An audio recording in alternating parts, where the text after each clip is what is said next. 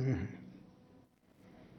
भारत के उपराष्ट्रपति पद का देश का दूसरा सबसे बड़ा संवैधानिक पद है। महान विद्वान doctor Radhakrishnan, doctor Shankar Dayal Sharma ji,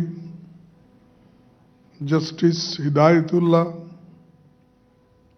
KR. Narayanan समेत कई महान लोग इस पद पर बैठ चुके हैं और काम कर चुके हैं। 1952 से अब तक किसी उपराष्ट्रपति के खिलाफ संविधान के आर्टिकल 67 के अंतर्गत resolution for removal of vice president नहीं लाया गया, क्योंकि वो हमेशा निष्पक्ष और पूरी तरह राजनीति से परे रहे। वो कभी राजनीति नहीं करे, केवल सदन चलाना, और वो भी जो सदन के रूल्स और रेगुलेशन होते हैं उसी के तहत वो सदन चलाते रहते थे। लेकिन आज हमको ये कहना पड़ता है, ये आज रूल्स को छोड़ के राजनीति ज्यादा हमारे सदन में हो रही है। बाबा साहब डॉक्टर अम्बेडकर ने ड्राफ्ट कॉन्स्टिट्यूशन में ये ऑफिसर्स ऑफ पार्लियामेंट खंड में पेज नंबर 31 पर साफ लिखा था कि the vice president of India shall be ex officio chairman of the council of states. Bharat के पहले उपराष्ट्रपति और राज्यसभा के सभापति डॉक्टर सर्वपल्ली राधाकृष्णन ने 16 मई 1952 को सांसदों से कहा था, मैं किसी भी पार्टी से नहीं हूं और इसका मतलब है कि मैं सदन में हर पार्टी से जुड़ा हुआ हूं। यानी ये इम्पार्शियलिटी बताती है। वो उन्होंने कहा कि मैं किसी पार्टी का नहीं हूं और सदन में मैं हर पार्टी का आदमी हूं, ये उन्होंने कहा। लेकिन हमें अफसोस है कि संविधान के अडॉप्शन के 75वें साल में चेयरमैन की तरफ से हो रहे बायस्ड पार्टीजन व्यवहार विपक्षी पार्टियों को उनके खिलाफ ये प्रस्ताव लाने पर मजबूर किया। पिछले 3 वर्षों में उनका आचरण उनके पद की गरिमा के विपरीत रहा है। कभी वे सरकार के तारीफ में कसीदे पढ़ने लगते हैं, कभी खुद को आरएसएस का एकलव्य बताने लगते हैं। इस तरह की बयानबाजी उनके पद को शोभा नहीं देती। सभापति जी सदन के अंदर प्रतिपक्ष के नेताओं को अपने विरोधियों की तरह देखते हैं। सीनियर जूनियर कोई भी हो, दोनों सदनों के विपक्षी नेताओं पर आपत्तिजनक टिप्पणियां कर उन्हें अपमानित भी करते हैं। सदन में वास्ट एक्सपीरियंस वाले कई नेता हैं,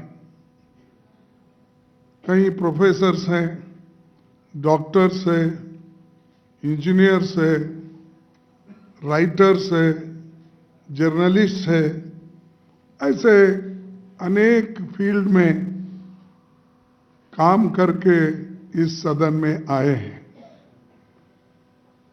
उनका और कई सालों से वो बार मंत्री भी पहले स्टेट में रह चुके हैं। 40-40 साल, 50-50 साल वर्षों का लेजिस्लेटिव अनुभव रहा है। ऐसे नेताओं की भी सभापति जी हेडमास्टर की तरह स्कूलिंग करते हैं, उनको प्रवचन सुनाते हैं, और अपोजिशन पार्टी के लोग या नेता लोग 5 मिनट बोले तो 10 मिनट उनका भाषण खुद ही होता है। तो आप जर्नलिस्ट हैं, आप लोग सभी विद्वान हैं, इंटेलेक्चुअल हैं। हाँ, आप सबको मालूम है, आप टीवी में भी देखते हो, अंदर आने का अगर आपको प्रवेश मना उन्होंने पहले से किया है तो कम से कम आप सुनते तो हो। तो मैं ये कहना चाहता हूं, संसद में विपक्षी की तरफ से रूल्स के तहत जो भी महत्वपूर्ण विषय उठाए जाते हैं उन पर चेयरमैन प्लान्ड तरीके से संवाद, बहस, वाद विवाद नहीं होने देते। बार बार विपक्षी नेताओं को बोलने से रोका जाता है। उनकी निष्ठा संविधान और संवैधानिक परंपराओं की जगह सत्ताधारी दल के लिए है। वे अपनी अगली प्रमोशन के लिए सरकार के स्पोक्स पर्सन बनकर काम कर रहे हैं, ऐसा हमें दिख रहा है। मुझे ये कहते हुए कोई संकोच नहीं कि the biggest disturber in Rajya Sabha is the chairman himself. सदन अगर डिसरप्ट होता है तो उसका सबसे बड़ा कारण हमारे चेयरमैन साहब है, और दूसरों को वो सबक सिखाते हैं और बार बार इंटरप्शन करके हाउस को बंद करने की कोशिश रूलिंग पार्टी से और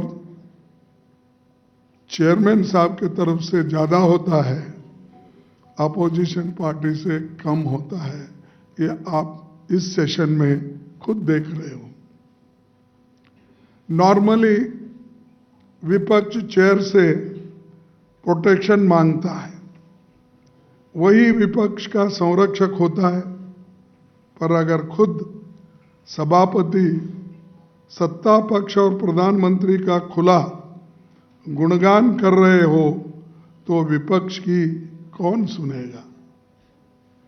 इसके लिए तो वही कहावत कही जा सकती है, बाड़ी खेत को खा रही है। और हमारे कन्नड़ा में कहते हैं कि बेली ने ಹೊಲ मैद्रे यारिग हेळबेकु, यानी खुद फेंस लगाते क्रॉप को प्रोटेक्शन करने के लिए।